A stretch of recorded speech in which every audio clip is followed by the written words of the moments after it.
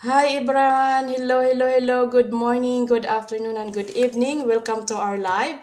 Thank you so much for watching us wherever you are right now. My name is Grace. I'm a full-time dental nurse, a mother, and building an online business on the side, living here in Australia for over 15 years.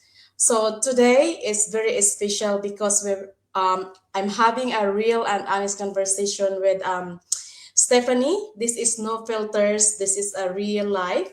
A lot of us are busy working long hours trying to provide for our families, but deep inside, we're also wishing for more time, more freedom, and more moments that truly matter with our family. And that's why I'm so excited to introduce my guest for today. She's a registered nurse, a mother of three, and an immigrant living in the UK. Someone who has experienced those long hours, 12 to 13-hour shifts, and the challenges of balancing work and family. But instead of staying stuck, Stephanie chose to explore another way. So let's welcome Stephanie on the stage. I will put Stephanie. Hi, moms. Hello, hi, good morning there in Australia. Good Good. afternoon and good evening here in the UK, wherever you're watching and tuning us with us from. My name is Stephanie. I'm a nurse and a mom of three working and living here in London and a proud digital business owner like Mama Grace. Thank you for having me. Ayan, alright. Today magkukwentuhan lang po kami kung saan man kayo nanonood. So, sana this is related to your work as well. Nakaka-relate kayo sa pagkukwentuhan namin ngayon. So, I have a 5 question with Stephanie. She will answer it with her own experience. This is real, no filter. You can see us here. My first question is,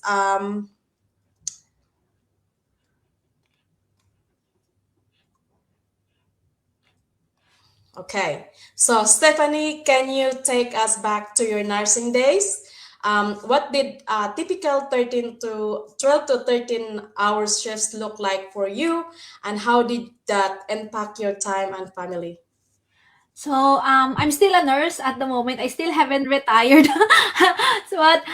From working full time, I'm now just working part time, 2 days a week. So, when I first saw this business, I was still working full time. So, I used to work I'm still working in the hospital. My husband is also a nurse. So, both of us are juggling our schedules so that we'll be able to accommodate our childcare because we have three small kids. So currently, my eldest now is 7, the second one is 6, and our youngest is 4. So I started this business 2 years ago. They're quite smaller then. But even now, me and my husband before we're still struggling. Of course, being nurses, there's night shifts and all before as well. So, there was a time before that we were, nag-handover kami ng anak. Alam mo yun, yung susunduin niya ako, dala niya yung mga bata, iuuwi, and then babalik na siya siya na may papasok, ganyan. So, ang hirap kasi three small kids, alam mo yun, and living abroad, we don't have any yayas, nannies, we don't have near relatives who would come and help look after the kids, pwede mong pag-iwanan, walang ganun. If gusto mo ng childcare, ang mahal. And three kids, that's times three. So parang nag-compute kami, parang yung sa mapupunta lang sa childcare. So it's not really practical. So what we did, ganun na lang. Alternate yung shifts namin. And then eventually, nag-day shifts na lang kami kasi hindi na namin kaya yung nights. Ang hirap. So, nabawasan kami ng enhancements, lumiit pa yung sahod namin, ganyan. But we have to make it work. So, nangyari, ako yung 3 days, sometimes he does 4, or sometimes ako yung 4 days, siya yung 3 days, kasi 7 days a week lang naman, di ba? So, pag uwi, pagod na, stress, ganyan. And then, you have to wake up again the next day para pumasok na naman ng maaga. So that's how it is. 12 to 13 hour shifts plus meron pang 1 hour and a half sometimes na travel to work. So can you imagine, parang the whole of the 24 hours nasa trabaho na lang kami. Ganyan. So, ang hirap. And then eventually, we're thinking now, we have to find a way out. Kasi, how can we live like this until retirement? And then dito sa UK, chinek ko kung magkano yung makukuha kong pension pag, pagdating ko ng 67. So, the retirement age here in the UK is 67. Sa Pinas nga, di ba, 60. Ganyan. Dati dito 65 and then it increased to 67. So I think it's increasing. So I don't know by the time kami na mag-retire baka 80 na. So at 67, I checked the government website, I will only get like 1,200 pounds monthly if I continue with my current salary, being a full-time nurse. And I was like, oh my goodness, paano kami mabubuhay nun? The rent here, the houses is 2,000 plus bills. And then by that time, how are we gonna survive? So, and then our salary being nurses, akala ng mga tao sa Pinas, oh, laki ng sahod nyo pareho, million kasi nurses kayo together, mag-asawa, ganyan. But million, yes, pag kinonvert in peso, but we're not spending pesos here in the UK, we're spending in pounds. So, yung salary namin, we're just living paycheck to paycheck. You know, honestly, people are seeing our posts, we look happy and eating out and going somewhere, but they don't know our inner struggles. Alam mo yun, moms, di ba? Being immigrants, hindi nila alam. Siyempre, nagpo-post tayo na masaya. Alam, mag-post ka ng malungkot sa Facebook, di ba? Akala nila ang dami nating pera. Ganyan, ang dami magte-text, mangungutang, mga ngamusta. Ganyan. But you know what, we're also like have families that we're supporting back home in the Philippines. And if there's an emergency, patay, yan na. So, ang hirap. We have credit cards as well. We have a car that we're paying insurance. And then eventually, we're trying to save for our mortgage as well.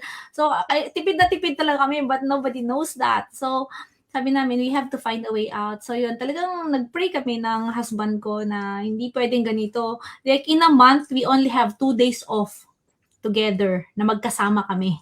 That's our reality before everything changes because of this business. So that 2 days, we just use it to, you know, birthday namin, ganyan, or attend kami ng birthday, or mag-church kami, or sometimes mag-grocery, like time na mag-grocery together, and that's it, tapos na. Or nagpahinga lang kami kasi napagod ka na talaga. Kasi parang yun lang time namin na magkasama. So, and then we were thinking na, is this gonna be the life our kids is gonna grow up with? That their parents are both busy, they're both working, and they see just one of us. Where there's not a lot of time now, we're all together as a family.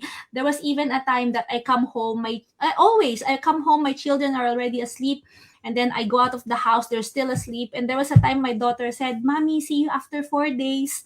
Parang, alam mo, nakakatawa kasi coming from a kid, but parang, alam mo yun, as a mom, na-pierce talaga yung heart ko na I was thinking, para kaming long distance family. Alam mo yun, para kaming OFW. And my dad is an OFW in Saudi Arabia. I grew up without him. He comes home every 3-5 years. Ganyan. And eventually, when he retired, yun na yung time na paalis na ako to the UK. So parang the whole time na, alam mo yun, na lumaki ako, halos wala siya. And I don't want for my kids to have that same experience. Kaya sabi ko, pumunta ako sa UK so I can be with my kids, with my family. Hindi namin kailangang maghiwa-hiwalay. And then parang naging ganun din yung nangyayari sa amin dito. Kasi nga, tulog sila. Hindi na nila ako nakikitang dumarating. Aalis ako, tulog pa rin sila. And then, they have a lot of school activities. Hindi kami maka-attend kasi ang hirap eh. Kailangan naming mag-work just to, you know, pay the bills. So, grabe yung impact na yun ng sa amin as a family. Ganyan. So, sabi ko, no, we have to find a way out. And luckily, thank God, nakita namin tong online business na to from another fellow nurse as well, who's also a mom, who changed her life, who was just working part-time because of the business, and she was earning. So sabi ko, I want that as well. I want that. Gusto ko to. Sabihan mo sa akin, paano to? And I really want to make this work. So, yun. Thank you. Yes, ang dami talaga nagbago ang buhay ng dahil sa business na to, ano. For me naman is as a dental nurse working long hours, 7 to 5, and then I have another extra part-time job on the side, and then doing this digital business. Ang hirap talaga. Ang hirap mong pagbalansehin, 'di ba? Kasi kahit ikaw ay nasa abroad, hindi naman tayo nandito para mamumulot na lang ng pera. Pero alam mo yung pagod ka na nga, tapos pag-uwi mo, tulog na yung anak ko, ang sakit niya kasi kahit gusto mong mag-band pa ng gabi, wala ka ng time. So, alam ko, I remember those moments na, you know, I was there but hindi talaga, yung parang but not fully present. So, uuwi ka na lang, aalis, tapos pagdating mo, wala na, tulog, kiss good night, and then alis ka naman. So, ang hirap niya talaga. Thank you for sharing, moms. My next question is, as a mom of 3, and an immigrant, what were the biggest challenges you faced in balancing work, finances, and being present for your kids? Yeah, so medyo nakwento ko na kanina, yeah, mom of three, busy, nasa work palagi. So pag off ako, ayan, the kids are in school, ganyan. So I catch up on mga chores dito sa bahay, mga labahin, lutuin, ganyan, paglilinis. Tapos, yun nga, the finances is hirap pa din. Alam mo yun, yun yung mga struggle talaga. And yung mom guilt din, na I'm working, I'm trying to provide, pero bakit ganun? Parang kulang pa din. And then, I don't get to see my kids that often. Ganyan, pag nakita ko sila, parang I'm always in a rush, nagmamadali, mainit na yung ulo, ganun. Kasi pagod eh. Alam mo yun? Tapos kulang pa rin yung pera, ganyan. I said I'm gonna save for their future, pero paano ako makapag-save eh? Parang yung mga bills eh, minsan mas malaki pa kaysa sa sahod, ganyan. And then here in the UK, if you work more, you do extra shifts, you get taxed more as well. Parang kung nag-work ka ng like more than 3 banks or 3 extra shifts in a month, yung isa, dalawang shift na yun, libre yun kasi pupunta yun sa tax. So parang OTY, nagtrabaho ka. So you work more, you pay tax more, you lose time with your family, pero kailangan mo pa rin mag-extra shift eh. So yun nga, 7 days na kami natatrabaho. So on those days na naka-holiday kami kasi we have like, nung full-time pa ako, parang I get like 7 weeks holiday in the year, itatrabaho mo pa yun. Ganyan. Kasi sayang eh. Di ba? Sayang. So, yun yung mga challenges talaga namin nun. So, when I saw this business, again, challenge na naman. As you know, being a business, there has to be an investment. So, sabi ko, paano na naman to? Hirap na nga ako. Mag-i-invest pa ako. But then, I realized na, if you want to make more money, you have to put in money. And this is a business. It's not another job. So yun na lang naisip ko, I'm looking forward to the future, to the results, that if I put my time and effort in this, I will get rewarded. Ganyan. Compared to, working too much and then you get taxed more. Para kang, alam mo yun, nagtrabaho ka ng madami as an employee, but para kang napunish kasi pinagbayad ka ng more tax. Wherein being a business owner is totally different. Kasi in UK, Australia, Canada, ganyan, we can get tax rebates, from our business expenses. And with the business that we have, it's a legitimate business that can be registered and tax registered. So yes, you pay tax, but you get like rebates as well, or, you get a reward from being an entrepreneur. And of course, the income doesn't have any limit. It just depends on your effort that you put in it. So, yun. So, challenges and then advantages, and then, you just work your way around it. So, you have to choose what works for you. But if you really want to make a change, then you have to start making changes in your current situation. So, yun. Yeah, that's right. Yeah, I can relate with the tax because if I work double, big tax too. O, di ba? Yeah, Parang nagtrabaho ng libre. Thank you. Ganyan. Thank you, yeah. sabi ng gobyerno. Yeah, you have to pay more taxes. So as you know, as an immigrant, I felt the pressure to keep going talaga. So kailangan mong magsipag kasi you want to give a better future for your family. And then at the same time naman, as a mother, nag-juggle ka sa work. Tapos magbabayad ka pa ng bills, yung mga responsibilities mo pa sa bahay. So nakakapagod talaga kasi kahit minsan anong effort mo, parang kulang pa rin. That feeling of being stretched ka na all the time. Tapos, grabe. I can relate with that so much, moms. Thank you so much. Let's go to my third question. Was there a specific moment or wake-up call that made you realize something has to change? Ang wake-up call ko talaga nung nakita ko ano yung mapapension ko at retirement age. Sabi ko, grabe, ang dami kong effort. And ito lang pala yung makukuha ko. So, yun nga, kasi nakita ko, parang ang hirap mag-save eh. Magsasave ka, but then you think na, oh, I need to buy new stuff for the kids. Tumalaki sila, bilang ko ng mga bagong gamit, ganyan.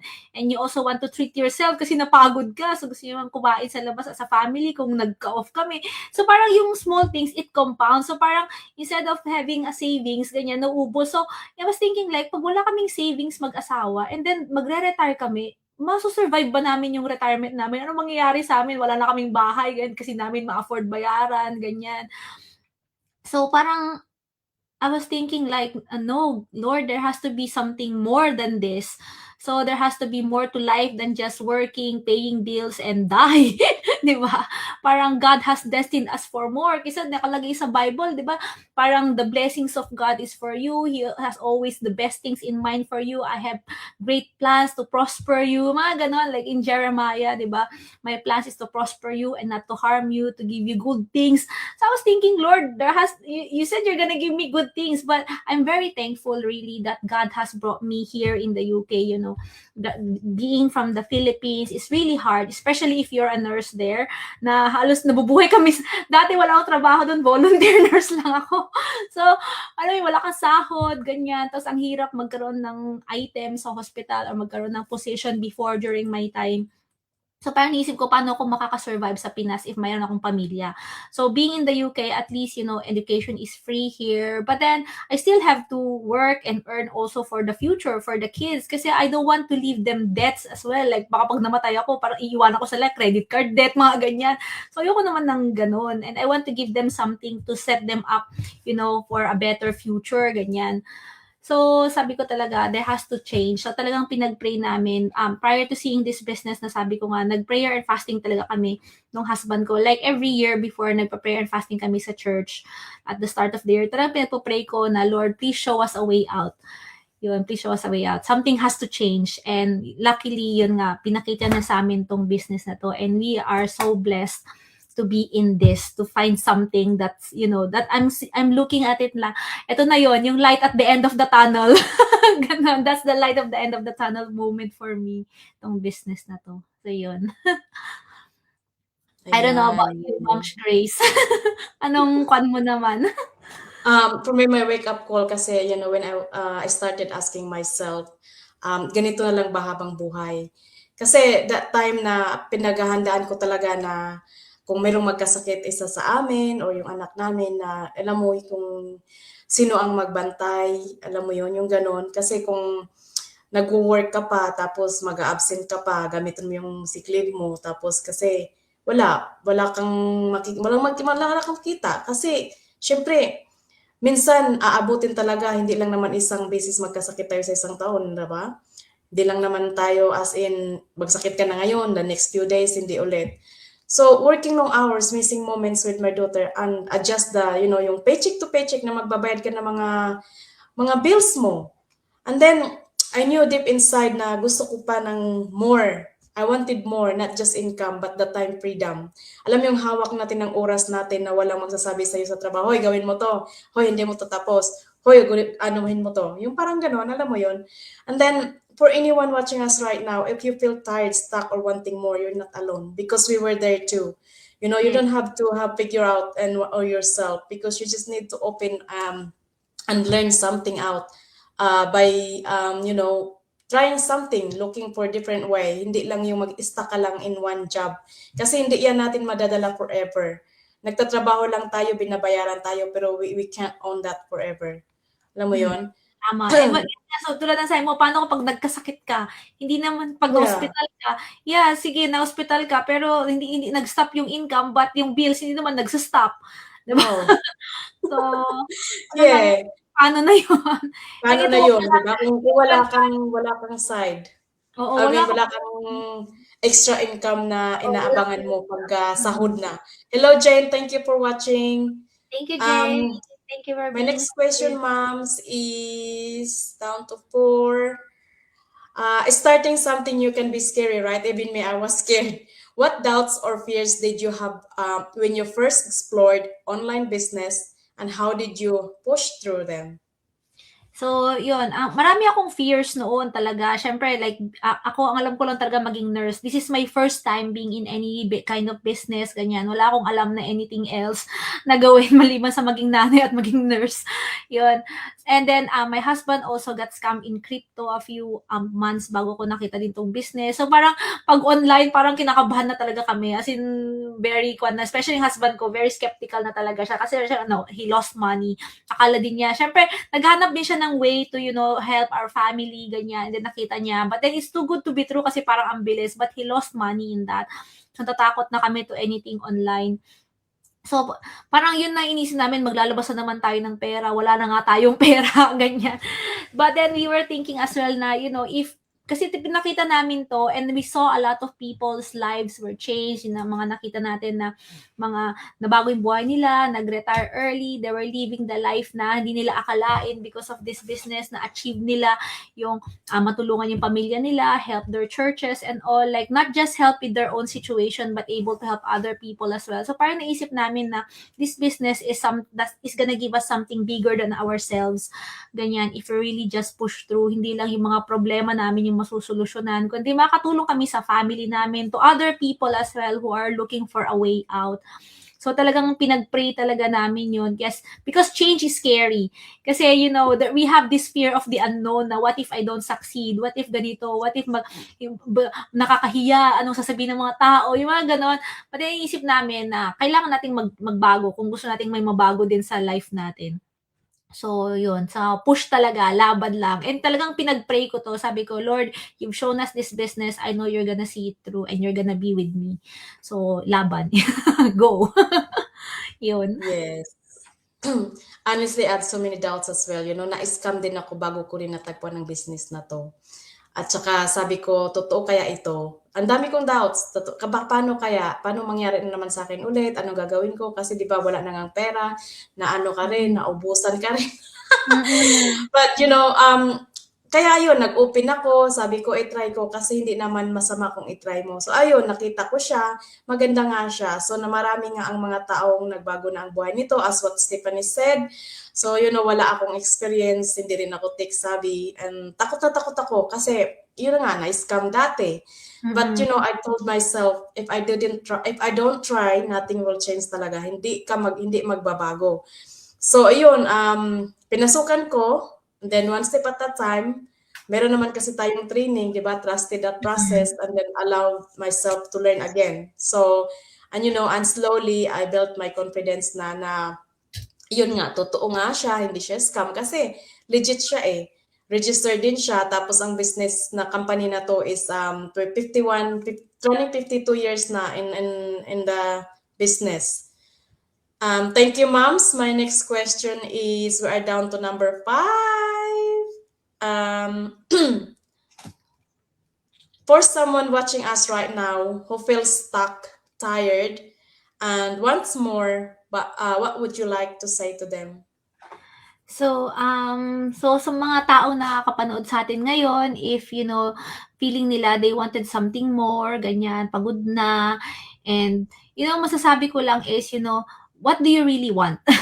Alam mo yun? Kasi it all boils down kung ano yung gusto mong ma-achieve para sa buhay mo, sa pamilya mo, ganyan. Kasi tayo, meron tayo yung sa puso mo na may mga gusto ka, may mga pangarap ka. Gaano mo kagusto yun? Ganyan. Kung gusto mo talaga yun, you will do anything in your power to achieve it. Like, diba, nung bata pa tayo, gusto nating makapag-abroad, ganyan. Talagang isip-isipin mo talaga. Lagi kong iniisip din yan para sa sarili ko na whatever our mind can conceive, you can achieve. If you keep on thinking about change, if you keep on wanting to have a better life, you really have to move from where you are and do it.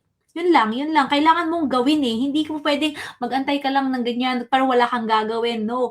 Because God would help you, will give you the blessing if you would also do your part. You have to move. Hindi ka lang mag-aantay ng biyaya, parang ganyan na wala kang gagawin.